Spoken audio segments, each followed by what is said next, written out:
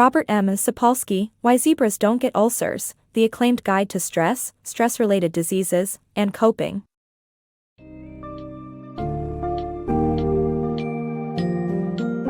Delve into the world of stress and its impact on the human body with the summary of Why Zebras Don't Get Ulcers, by Robert Sapolsky.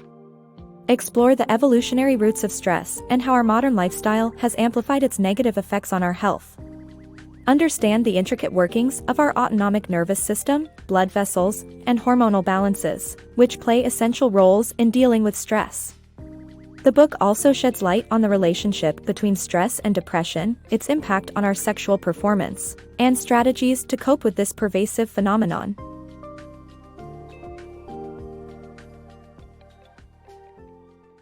The evolution of stress. Human psychological stress is a new development caused by modern life. Stress was originally a response to physical danger and risk. Stress is a natural response to physical danger and risk, as seen in animals. However, stress in humans is often psychological and self-generated, such as worrying about the future or facing a traffic jam. These situations rarely require physical activity, unlike animals in danger of being preyed upon. The biggest source of stress in humans is mental. Humans are the only species that worry about what might happen in the future. From an evolutionary perspective, psychological stress is a new phenomenon caused by modern life. Humans' chronic stress is a recent development, occurring due to the constant need to adjust and adapt to new situations. Stress was originally a response to physical danger and risk, such as encountering a predator, and was necessary for survival. Chronic psychological stress is a significant departure from the stressors experienced by our ancestors. The autonomic nervous system, managing stress. The autonomic nervous system controls our body's involuntary actions, such as breathing, blushing, and goosebumps. Consisting of two opposing systems, the sympathetic and parasympathetic, it manages our stress responses. The sympathetic nervous system activates the 4Fs during emergencies, while the parasympathetic promotes calm and vegetative activities. These systems can be activated at different speeds and durations, and hormones released by the brain have lasting effects on the body. Proper management of stress responses is crucial for survival, but chronically high hormone levels disrupt normal responses. Understanding our body's natural response to stress. Our body's response to stress involves maximizing energy for muscles, shutting down non-essential functions, and enhancing cognitive skills. This reaction is useful in the short term but taxing in the long run, resulting in greater fatigue, risk of ulcers, and vulnerability to diseases.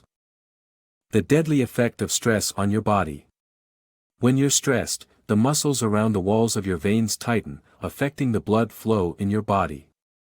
Your arteries dilate for blood to flow easily and small blood vessels have to work harder to regulate blood distribution. These processes lead to the formation of blood clots, majorly affecting your cardiovascular system. Stress increases your blood pressure, causing your body to need more muscles to regulate blood flow. This vicious cycle can cause heart attacks or stroke, and heart disease remains the leading cause of death in the United States. Energy distribution during stress. After meals, the body breaks down food into amino acids, glucose, and fatty acids that are stored in various places. During stressful situations, these nutrients are released into the bloodstream to supply energy for muscular activity. However, if the situation doesn't demand physical activity, the nutrients are reabsorbed into storage, resulting in increased tiredness. Chronic stress can lead to the onset of type 1 and type 2 diabetes, where an excess of fat and glucose circulates in the bloodstream, increasing the risk of heart diseases, stroke, and other illnesses. The devastating effects of depression. Depression is a debilitating condition that affects between 5 to 20% of people and is projected to be the second leading cause of medical disability globally by 2020. The effects of depression on the body are similar to those of stress, such as a decrease in dopamine levels, leading to an inability to feel pleasure. Depression and stress can both lead to learned helplessness, where individuals feel helpless to improve their situation. These findings suggest that depression is a stress-related disease, induced by an inability to recover from harmful experiences. The impact of stress on sexual health. Long-term stress can be detrimental to our sexual health. Both men and women can experience dysfunction and decreased libido due to stress. Men can experience premature ejaculation and difficulty achieving an erection, while women can have irregular menstruation cycles and decreased sensitivity in their genitals. The production of estrogen, crucial in women's sexuality, is also decreased due to stress. Sexual therapists recommend taking deep breaths to promote parasympathetic activity, which can help with premature ejaculation. To reduce the impact of stress on sexual health, we need to find ways to manage stress better. Allostasis and stress management. Stress has far-reaching impacts on the body, affecting various functions and causing damage, but the concept of allostasis helps us understand how the body attempts to manage stress.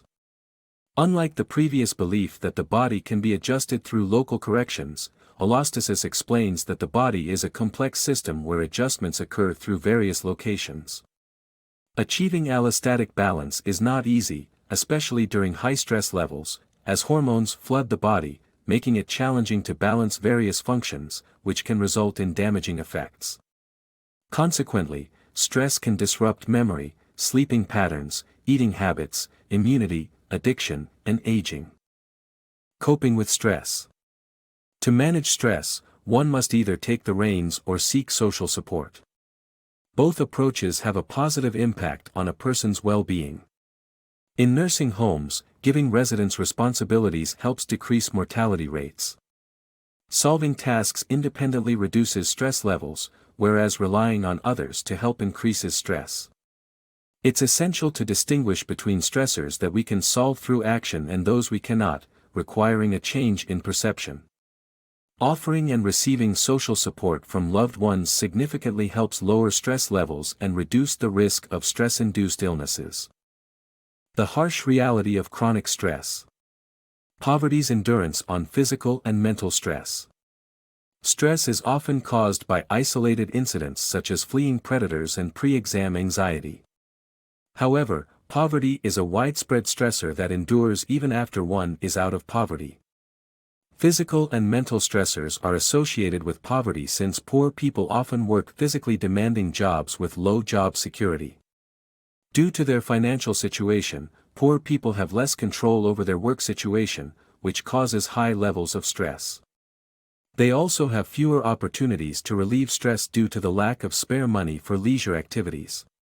Poverty increases the likelihood of stress-related diseases, which can continue even after getting out of poverty. Furthermore, studies showcase that even just feeling poor can be almost as harmful. This is because subjective socioeconomic status measures one's financial security against those of their peers. After reaching a certain standard of living that ensures well-being, the amount of money in one's bank account is less critical to stress levels than how one compares themselves financially to others. In conclusion, poverty is a harsh reality that causes chronic stress and has long-lasting physical and mental health effects.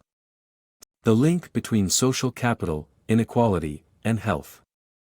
Communities with higher social capital and income equality enjoy better health, while inequality leads to physical and psychological stressors for all members of the community. Living in a society that tolerates poverty, hostility, distrust, and crime can have a negative impact on the physical and psychological well-being of its members.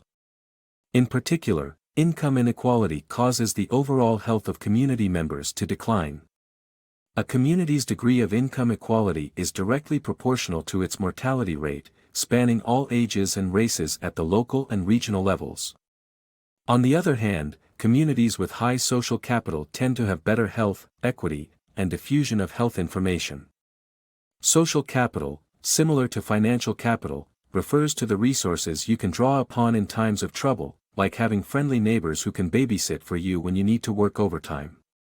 Communities with high social capital are less socially isolated and have less psychological stress since people feel safer. Voter turnout, an indicator of people feeling part of a community and that they can change something in their region, is commonly used to measure social capital. Income equality is about more than just not having enough money to make ends meet, it is also about living in a society that promotes hostility, distrust, and crime. Studies show that societies with better income equality benefit both rich and poor members, leading to improved health for all. The rich are less stressed since they do not feel like they have to wall themselves in, while the poor are healthier because they are not left behind. In summary, communities with higher social capital and income equality experience better health outcomes, while inequality causes physical and psychological stress for both rich and poor members.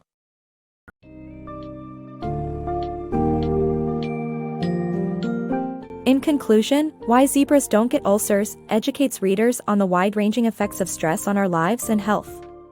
Sapolsky illustrates how our body deals with stress by examining the autonomic nervous system and the intricate balance between different bodily processes.